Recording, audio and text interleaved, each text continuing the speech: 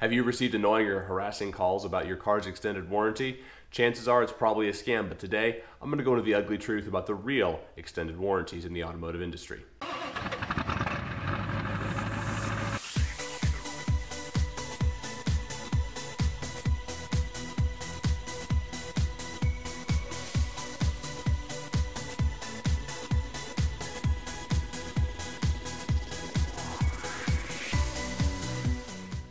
You've probably gotten the phone call, hey, we're trying to reach you about your car's extended warranty.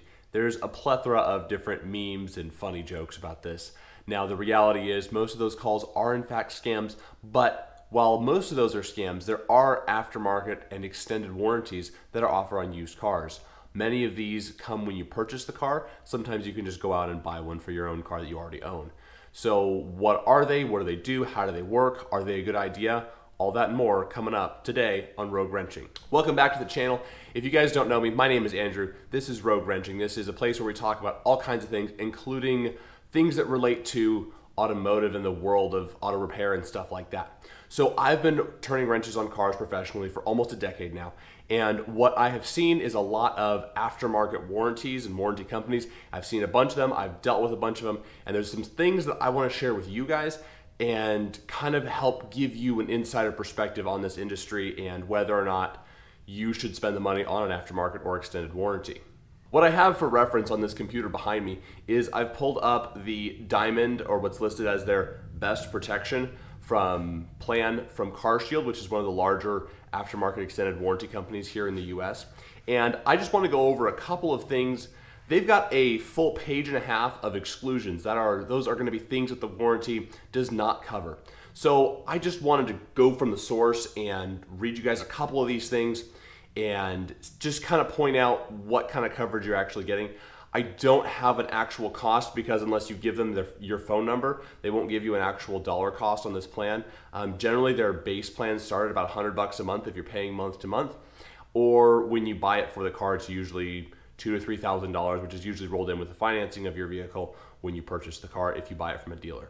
So this is their Diamond protection, and I'm just going to read you some of the things that are excluded from coverage here. Handles, door hinges, glass assemblies, audio components, welds, winch, catalytic converters, spark plugs, wires, glow plugs, wheel balancing, hoses, belts, wiper blades, restraint belts, hydraulic suspension control system, struts, bearings, mounts, housings, shock absorbers, interior and exterior trim items, carburetor, throttle body assembly, body seals and gaskets, including plastic trim molding. Like, basically 90% of what goes wrong in your car is not covered other than like mechanical engine failure. So this is their Diamond coverage rather. If we scroll down a little bit farther, we're going to see some of the reasons that they will not cover repair.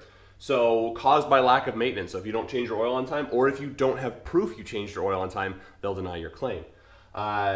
Caused by an act of nature or external, such as but not limited to collision, fire, smoke, theft, freezing, vandalism, riot or explosion, terrorism, lightning, earthquake, windstorm, hail, volcanic eruptions, water or flood, breakage of glass, falling objects, or nuclear contamination.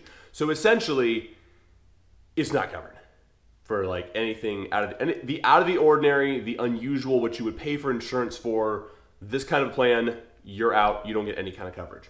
If it's due to continued failure, so if there's a part that fails and you keep driving it and there's another part that fails, they don't cover either part. Resulting in an overheat from engine sludge, carbon, pre-ignition, detonation, varnish, rust, corrosion, foreign objects, dirt, dust, liquid, cracked rubber, neoprene parts, dry rot, road chemicals, abuse, alteration, lack of proper or necessary amounts of coolant, fuel, or other fluids or lubricants. Also doesn't cover any kind of fluid leaks. So effectively, and again, this is their Diamond package. I believe they've got a comprehensive package that covers a little more of this sort of stuff. But this is their Diamond package, which is what they list on their website as their, and I quote, best coverage available. So as a professional automotive technician, I do a bunch of different kinds of repairs. And I can tell you that just reading through this list, and again, this document is 15 pages long. This is their sample policy. I'm not going to read all of it to you because I don't want to make a really long, boring video. We're not doing that. So based on reading this document and my knowledge, and let's look back over the last week and the kind of repairs that I've done to vehicles over the last week. I can tell you that 70 to 80% of them would fall into the exclusions category that would not be covered by this warranty.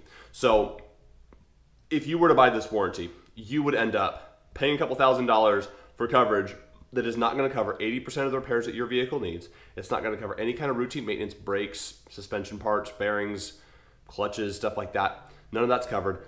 This warranty also does not cover things like normal wear and tear on your engine. So if your engine wears out and has excessive blow-by and is burning oil, that's not going to be covered by this program. So while there are times when you look at their website and it sounds appealing because you go, man, if my engine throws a rod, that repair is going to be, it could be, $10,000.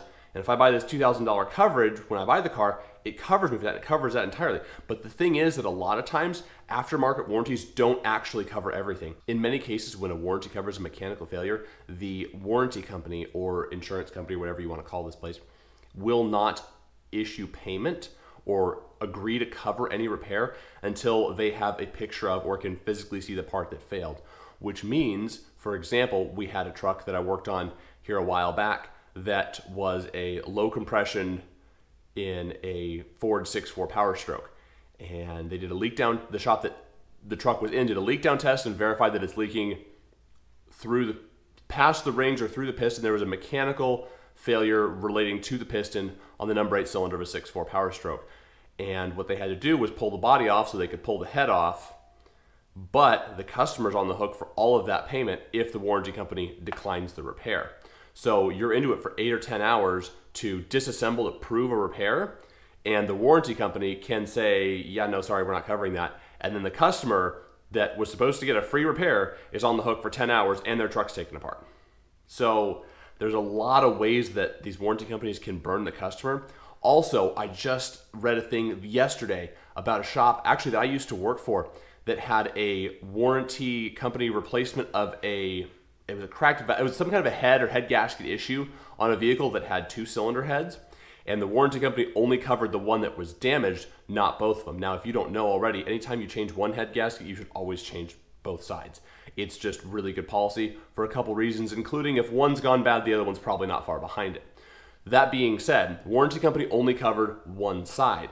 Now, the shop, which is a reputable shop, recommended that the customer pay them the extra to do both sides. Warranty company wouldn't cover both sides. The customer couldn't afford it. They just had the warranty company pay for the one side. Fast forward 2 weeks, now the other side's bad. So warranty company kind of fixed a problem, but not the problem. And in a lot of cases, that's what happens with warranty companies. And also, depending on the warranty company and how the contracts are set up, they'll often not pay shops their full rate, which means that shops are disinclined to go the extra mile to help you out because the shops aren't making as much money as they would normally be making with a warranty company. So for example, if a shop rate is, just for round numbers, say $100 an hour, a lot of these warranty companies are only paying out at like $80 an hour shop time. So shops don't make as much money with warranty work, and the warranty work only covers like the very core piece. So if you're doing an engine, it doesn't cover the oil change, the fuel filter change, any of the gaskets or hoses or belts or bearings or pulleys or stuff like that you should do when you do an engine. So unfortunately with these warranty companies, when people can't afford a repair and so they use their warranty company to cover a large repair like such as an engine, there's oftentimes parts that are very high failure rate or are on the edge of failing are put back on your vehicle. So it makes your vehicle not as reliable as it could otherwise be, all because the warranty company doesn't cover a lot of the kind of peripheral items. Kind of draw all of this together and kind of wrap up what we're talking about here. The short version is run the other direction, guys. Aftermarket warranty companies screw shops, they screw consumers. It's a raw deal all the way around. If you were going to purchase a aftermarket warranty, when you bought the car for $3,000 or whatever, they can also kick you out for pre-existing conditions. We had a truck at a shop I used to work for that came in. They spent the $4,000 or $5,000 on an aftermarket warranty because it was a diesel truck. It was an expensive aftermarket warranty. They started driving the truck. Like a month later, it blew the head gaskets because they were within the 45-day pre-existing, waiting period or whatever. The warranty company denied it. There was 10 grand worth of work that truck needed that the warranty should have covered, but because they were in the early stages of the warranty, it was considered a pre-existing condition and the warranty company denied it. So now the person who owned that truck bought the truck, they're out the money they paid for the warranty, and they still need 10 grand in repair work to their truck that the warranty company is not going to cover.